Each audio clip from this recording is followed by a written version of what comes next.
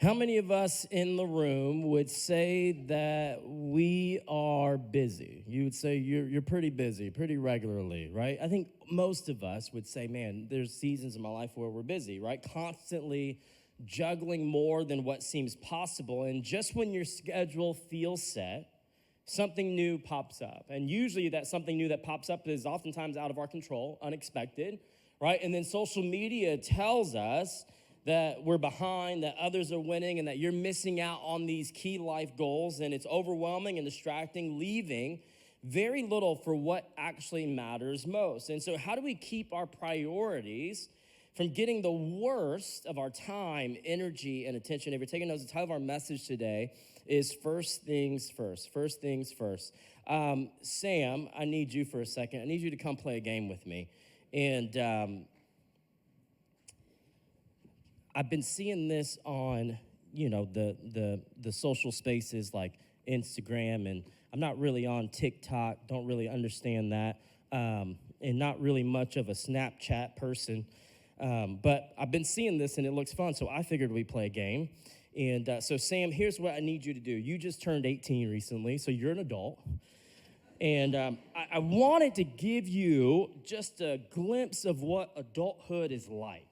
Right? We're talking about having to juggle all of these things, right? And not having enough time, energy, for all these things. And so I wanted to give you the opportunity to see what that feels like, okay? So we're gonna play a little game.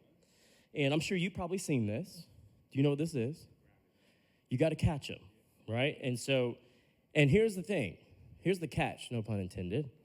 As you catch them, you can't drop them. Got to keep them in your hand to continue to try to catch the other ones. Okay, are you ready? Here we go. You ready? 3,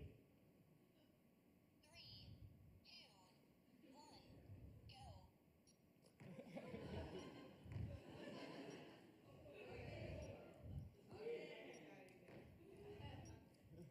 1, go. Come on.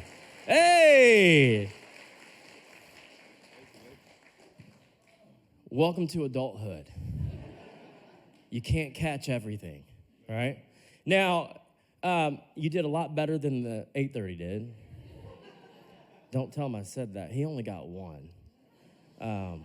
But I think it's because he's in the middle of adulthood. So it's gets harder and harder. But thank you for playing, man.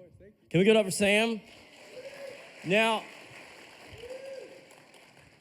for many of us, that's what our life looks like and feels like, right? You're trying to do everything because you feel like you need to do everything, and you're trying to juggle it all, and it feels like you're just trying to catch all these things out of midair as they're falling. And when you are in a routine and really starting to live your life in that way, it's not just impacting you, right? You're not the only one that's feeling the weight or the kind of the stress of it all, but it's also impacting your relationships, right? Maybe you feel like where your relationship is right now is you feel like you're just fighting all the time, or the first question that's asked is, tell me about your schedule this week. And as you start to give your schedule to your spouse or your partner, you realize that it's crammed, packed with everything but your relationship. And if this sounds familiar, it's because it's really the main issue for most modern couples is they're doing too much.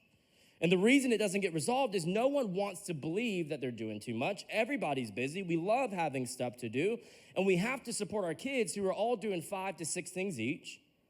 I've got to make time for my side hustle, but if we're taking notes, you can write this down. There's a difference between a full life, which Jesus wants us to have. The Bible tells us, John 10:10, that he came to give us life and life to the full, but there's a difference between a full life and an overfilled life.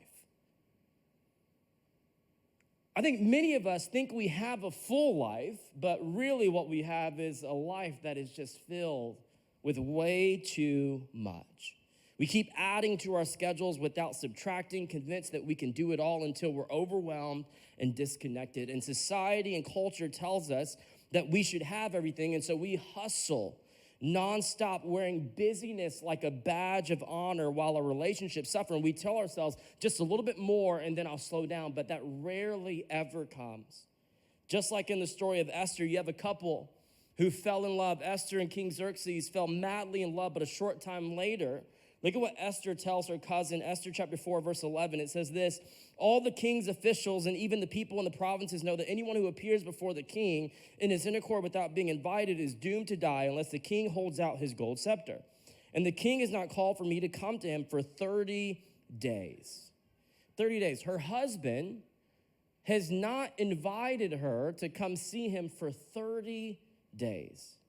Now, if you find yourself in a season in your relationship, maybe it's with your spouse or your significant other, maybe it's with your kid, whatever the dynamic, however you want to kind of experience this series, because I think everything we're talking about impacts every type of relationship that we have.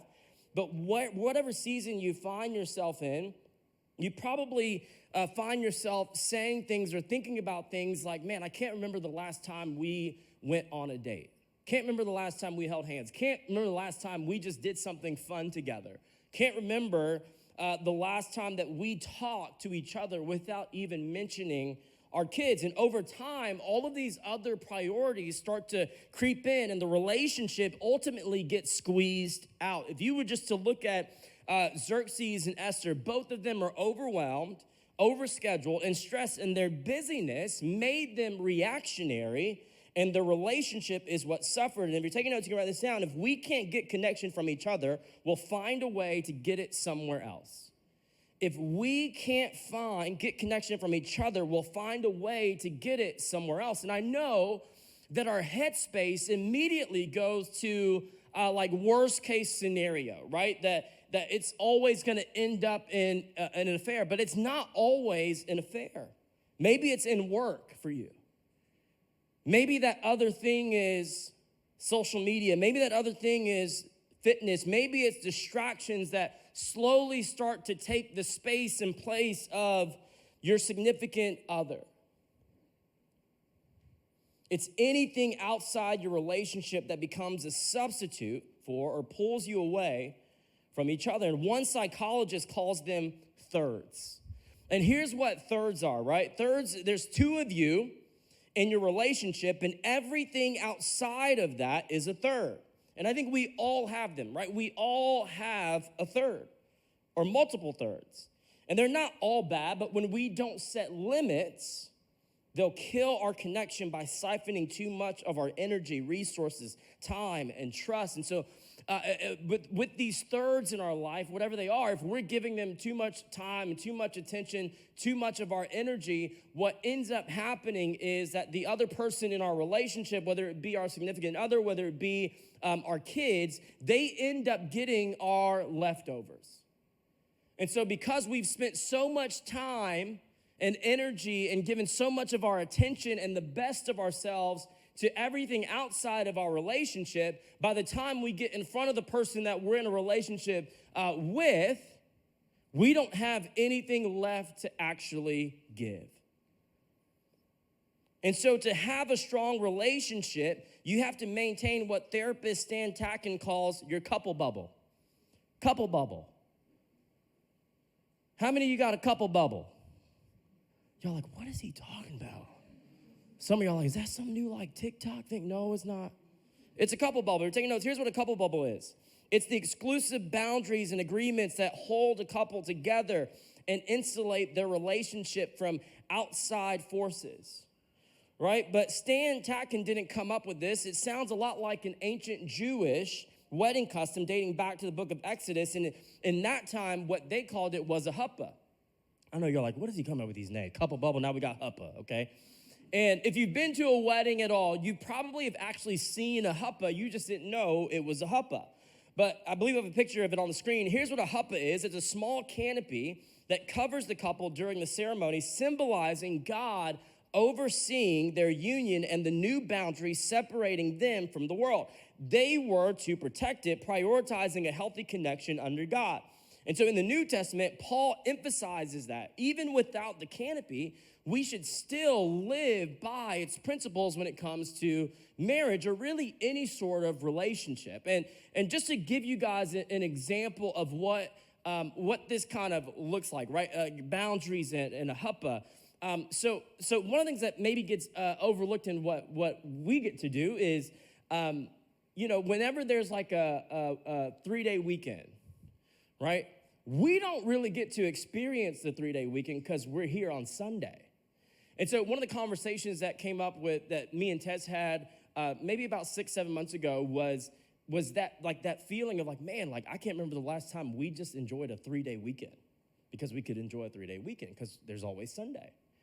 And so one of the things that we set was, okay, how about we create a boundary for our couple bubble to say that, man, this next year, we want to try to experience 2 3-day weekends, which means me not being here on a Sunday, right? And so that's to give you an example of what can that actually look like. And Paul, he describes it like this in Ephesians 5:21-22. He says this: honor Christ and put others first. A wife should put her husband first as she does the Lord. Jump to verse 25. This is what he says: a husband should love his wife as much as Christ loved the church and gave his life for it.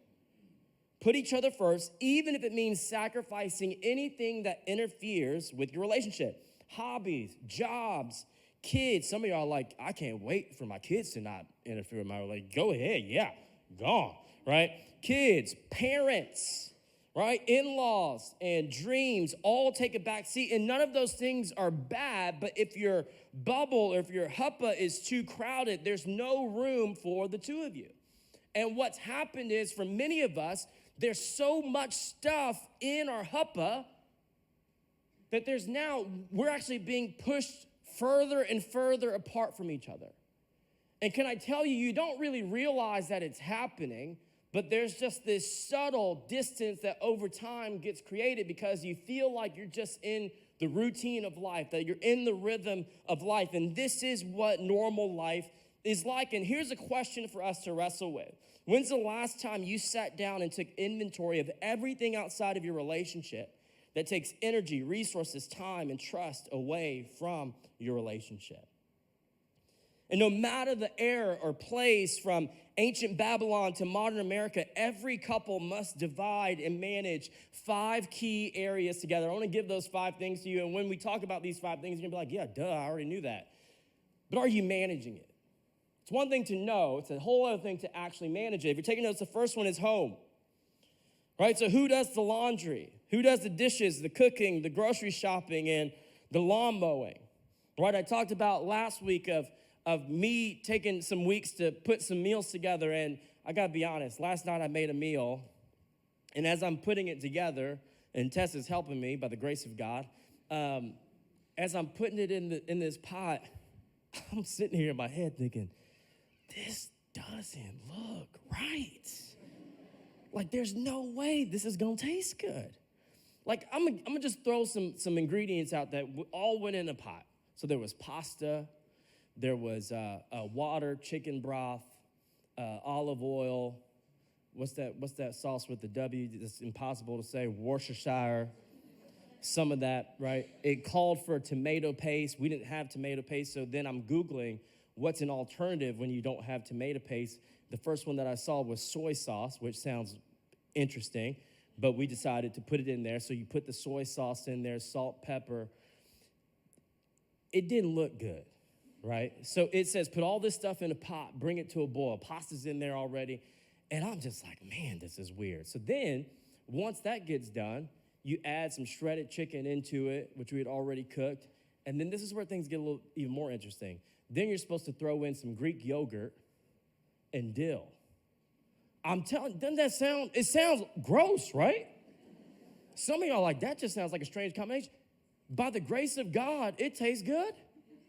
But like we're sitting at the table eating and you know, I'm thinking this in my head and kind of freaking out because I'm like, dang, this is a meal I tried to do and now it's terrible and now we ain't gonna have nothing to eat. And Tess is like, man, I gotta be honest. I didn't think this was gonna taste good, but it's actually pretty good. Here's how you know it's good. My son ate it, right? He even ate it. But that's, you gotta figure out how are we managing home together, right? And be clear about what those expectations are because as my therapist says, unspoken expectations are premeditated resentments, right? The second one is work. right? How much do we need to make to live the life that we want to live?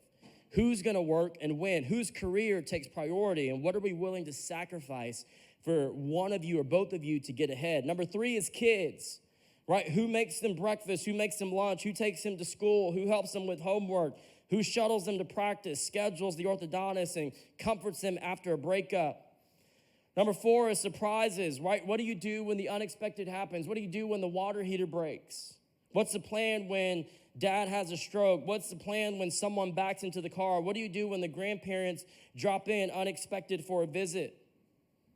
And the last one is magic, right? Who's planning dinner dates? What are our holiday traditions? And where are we going on vacation? How do we make our anniversary special? And what happens is the first 4 priorities often crowd out the 5th, which might be the most important, which is to keep the magic alive. And without it, couples start to feel like roommates. Parents start to feel like bosses. Home feels like a boot camp, and life becomes just this monotonous grind of routine. And what once maybe came naturally now requires effort. And drifting apart is inevitable if both partners don't put in the work. And when we're stressed and overextended, hoping that things will fix themselves is not enough. Because if you're taking notes, here's our big idea today. You can't fix an overpacked schedule with optimistic thinking. But love sets limits. Love sets limits. That means you're gonna have to make some choices. You're gonna have to say no to some things. You're gonna have to pick and choose what to do and not to do. Hebrews 12:1 says it this way: therefore, since we are surrounded by such a huge crowd of witnesses to the life of faith, let us strip off every weight that slows us down, especially the sin that so easily trips us up, and let us run with endurance the race God has set before us. And if we want to finish the race well with our marriages, with our families, with our kids, with the people that we say matter most to us in this life, you're probably gonna have to find a way to lighten your load and do less. And I think what gets misconstrued is we think that doing less makes us less significant, because that's what society tells us. But I would say, what if doing less allows you to experience more significance? What if doing less is what actually enables you and allows you to experience what you maybe even say matters most to you, right? Not everything that you drop is sinful. It just maybe doesn't belong in your huppah. And so how do you know what to let go of? I love how 1 Corinthians 10:23 puts it. It says it this way: you say, I'm allowed to do anything, but not everything is good for you. You say, I'm allowed to do anything, but not everything is beneficial. And it's as simple sometimes as this: if something hinders your relationship with God or your partner, it's in the way. And letting go is not going to be easy. Right? Your spouse might notice the issue before you do. Sacrifices often feel worse before they start to make things better. Real change takes time and intentional effort, and not just optimism and hope. And what's a clear sign that you maybe need some boundaries around some of your thirds, around protecting your couple bubble? It's when you'd rather disappoint your partner than anyone else.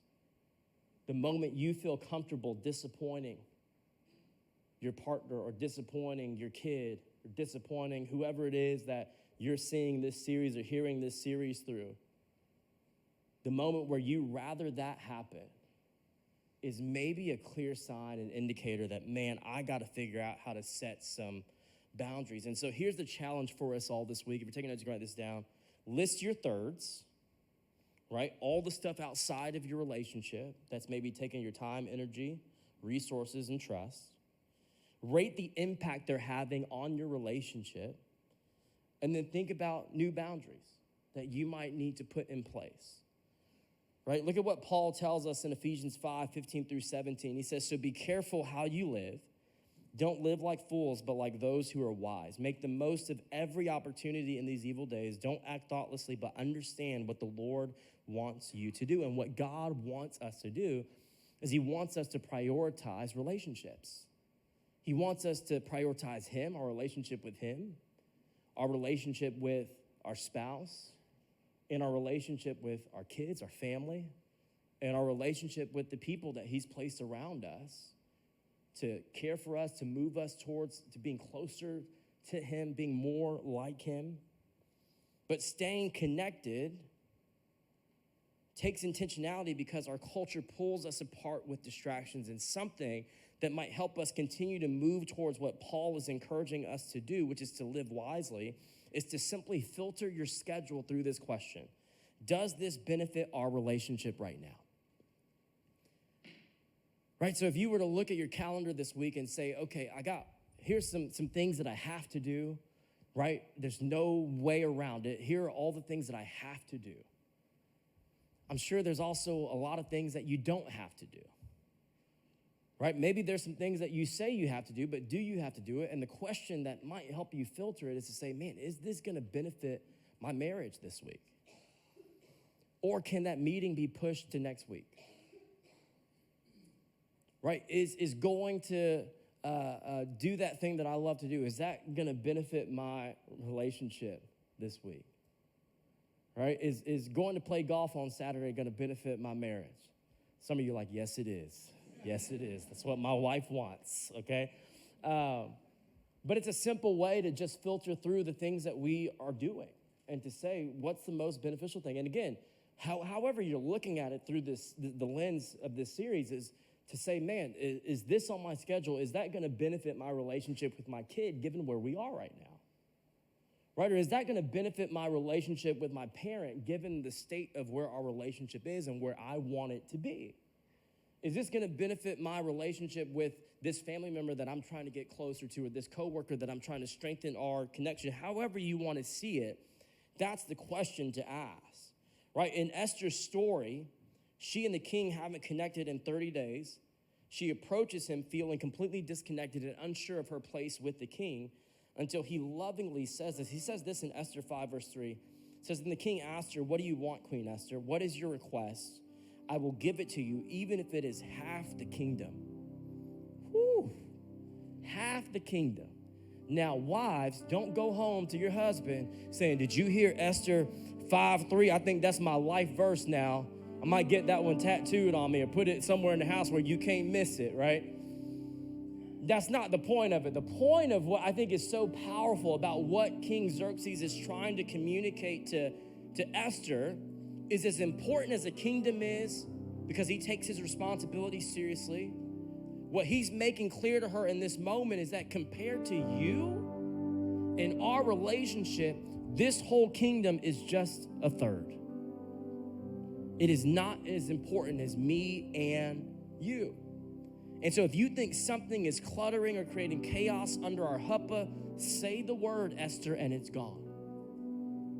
Say the word and it's gone. Because that's what it looks like to lay your life down and to love someone as Christ loved the church. And so would you have the courage this week to look at your significant other, your kid, your family member, and say, what is your request? It's yours. Can I invite you to stand? I want to pray for us.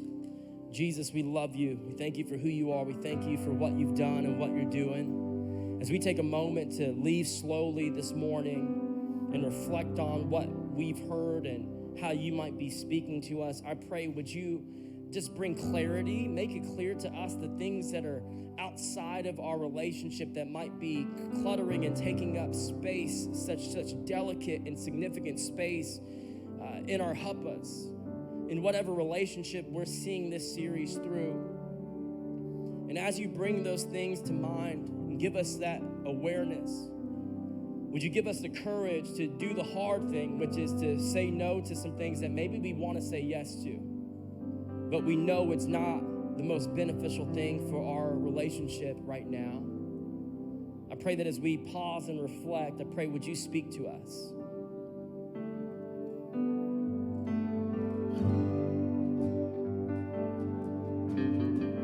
Speak to us and give us the courage to do the thing that you are asking us to do.